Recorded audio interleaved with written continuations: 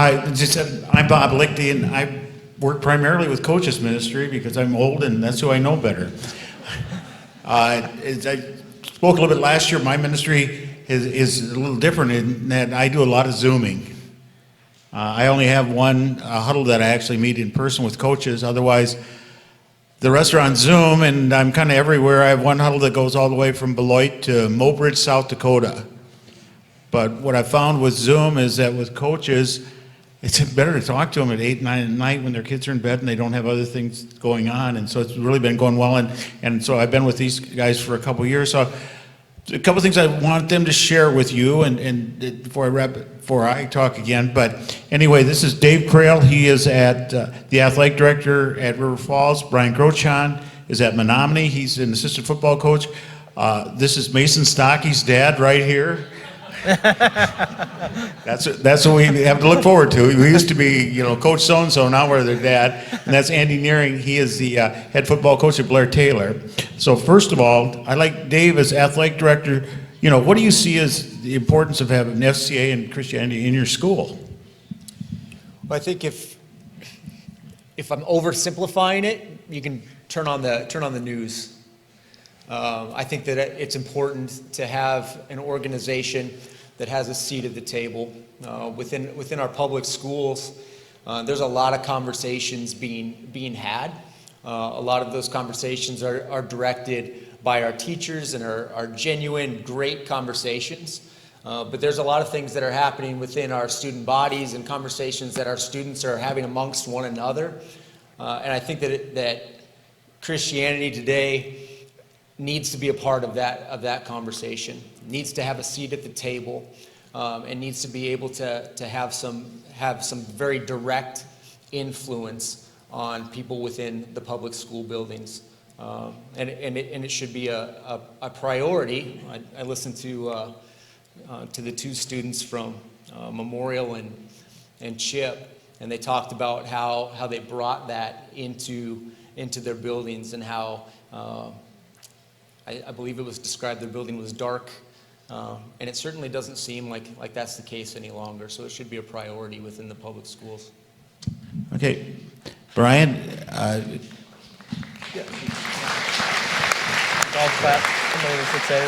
Brian's going to talk a little about huddle. Brian was kind of Menominee, and he was the last man standing, or the only adult left in the room when he had to take over the huddle. So tell us about that. Yeah, I guess, to be honest with you, for a while there, I wasn't even sure. When it was first brought to me, I didn't feel like I could do it. I felt like I didn't know enough.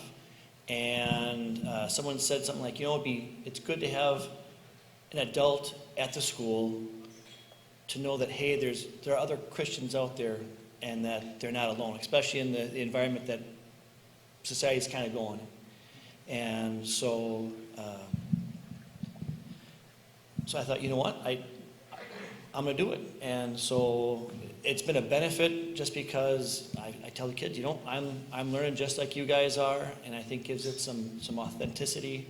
And I think the kids appreciate that, and it's good to see as the kids come in, they bring a lot of their own stuff, and they're able to share and grow, and it's just good to see that kind of growth happening in a public school setting.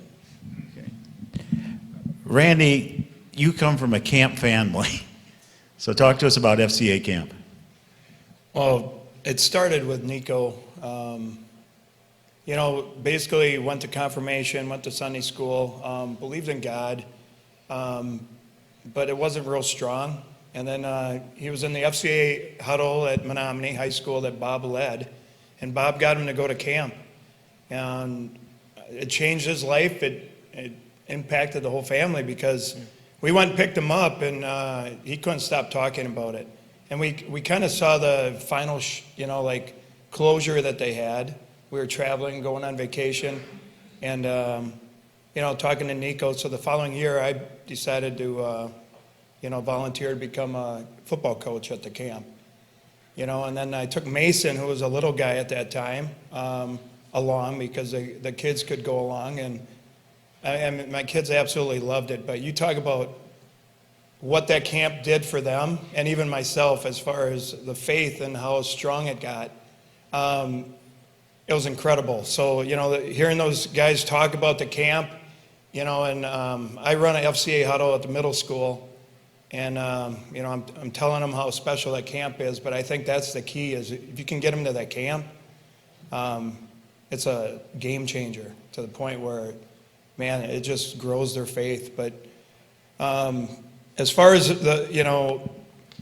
my kids, when they became seniors and juniors and they were getting up there, they had some success with football, and they were getting recruited, and 3-sport athletes, we'd get our summer calendar out, and it was them that said that FCA camp was #1 priority. And my wife and I, we changed our vacation because it didn't always fall on the right date, but that was a priority. And man, it grew. The faith that our family, it just grew and grew and grew. And we'd come home from that camp and we'd have great conversations. And later, Nico became a huddle leader in the camp. And 2 months before he was going to get married, he brought his bride-to-be to the camp, and that was her first experience, and they absolutely loved it. But they have a really strong faith to this day, and I credit it a lot to FCA, that camp especially. Okay, thanks, Randy. Andy's coach at Blair Taylor. Andy's going to talk a little bit about the couples retreat and why they go. Absolutely. Well, first of all, I want to thank FCA for the opportunity to be able to go to a couples retreat. My wife and I have been married 21 years, June 1st. And through most of that, we've gone to couples retreats at different various places. And when we heard that FCA was going to have a couples retreat, we're like, that's perfect. We're in this together as a head coach. I've done this for 5 years, and my wife and I sat down at our kitchen table and we prayed about it, thinking we would know what we're going to get into when I became a head coach. And through that process, we found that, being in it together is a perfect example of what my players need to see. I'm convinced that they will forget most of what I tell them. But I'm also convinced that they notice just about everything that I do, on and off the field. And that's probably a greater testimony than anything else that I could ever say to them, because when they get to see the way God defined marriage compared to the way our society wants to redefine things, they are looking for truth. They get lots of messages. We all know that. But what they can see, and they can compare it to what they hear, and if it matches up with what was a biblical marriage, then amen to that. That FCA wants to be able to impact kids through marriage. I think it's great. Okay, hang on to that, Andy. We'll just bring you back. Okay, why do you get on a coach's call every week? God knew I needed Bob. When I started this and started coaching, I needed somebody that I could talk to that was safe and I could be honest at the same time. And I knew that what I would say wouldn't travel and go places that it didn't need to go. And it was my administrator at the time. Jeff Lichty was the guy that had been the superintendent. He'd been a football coach. I was his assistant when I got the job. I knew that I could talk to him. He knew what I was talking about. He understood that hey, this is what reality is, so get used to it. And he took a different job, and God knew I needed Bob. And I had a chance to talk to him and say, hey, what in the world am I supposed to do with this? And he's right on. He says, Andy, this is the way it is, and you're going to have to be able to have godly principles, and be a servant leader throughout this situation. And then each Wednesday night, I get a chance to hop on, and I get to listen to these guys talk about what things are like at Menominee, as a program I've always admired, and listen to them and be able to learn. And it is so nice to be able to do that in a place that is godly men that have walked the walk and that I can learn from. I think for me, it kind of goes way back to the first time that you had that coach's Bible study at the high school, and I was teaching there. And it grew my faith at that point. I wasn't one that, I didn't read the Bible. And I know during that time we talked about, reading it from cover to cover. When COVID hit, that's when I read it cover to cover. And it was incredible for me. But I think for me, it just makes me a better person. It keeps my faith with God and keeps that relationship fresh once a week. And just, learning and hearing these guys talk. And Yeah, it's really good, but it makes me a better teacher, it makes me a better coach. Absolutely. Better husband, better dad, better grandpa now. So, it helps with my patience, just everything. But, and you know what? I teach at a middle school, Phi-Ed right now, and going into my 31st year of teaching, and man, there's a lot of souls out there, especially and it's like, this helps me, just our talks and just how I can maybe relate to them and reach out to them and, just hopefully help them make a difference. Yeah, from what these guys said, not a whole lot to add from that, but for me,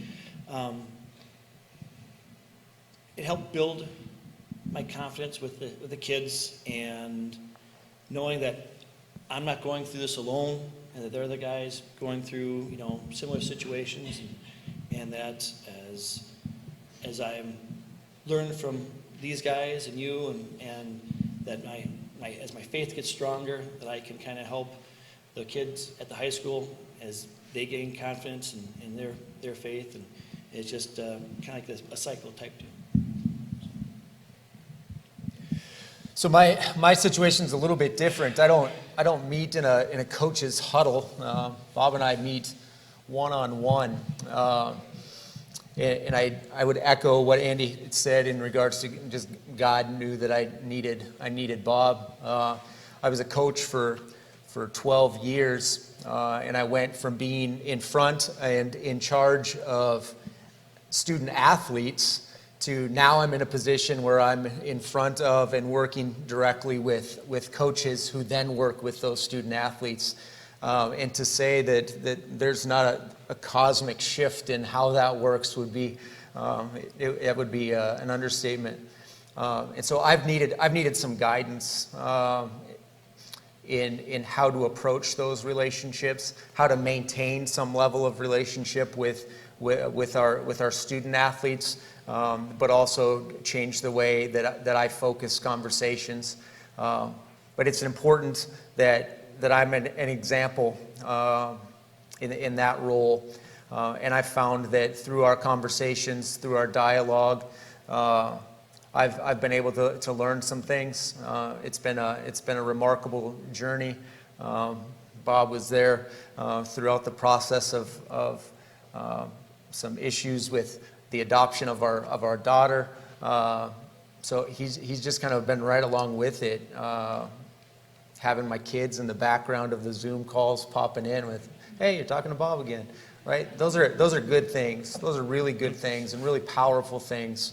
And I think hopefully we'll continue to set a good example in my personal life as well as what we're trying to do professionally here at River Falls. I hope we're filming this so I can show my wife, because she wonders what I do downstairs on Zoom all the time. The only other huddle I meet with is the Stout football team, and I've got our two leaders here tonight. And big part of that is these are future coaches. And these are people who are going to be going out in the field, so I feel it's a great opportunity to do with that. And I just go and listen. Well, I buy snacks too. But I go and listen, and it's just great, these young men, what they're doing and how they're leading and where they're going. So the last thing I want to leave you with tonight is that, there's a place for you in FCA, okay? And I'm not talking just here, I'm talking this chair right here. Mm-hmm. This chair where I'm at. If you've got time and well, nobody has time, but just to work in one school, just do what I do, okay? We could sure use you. And I tell you what, it's really rewarding. So thank you very much.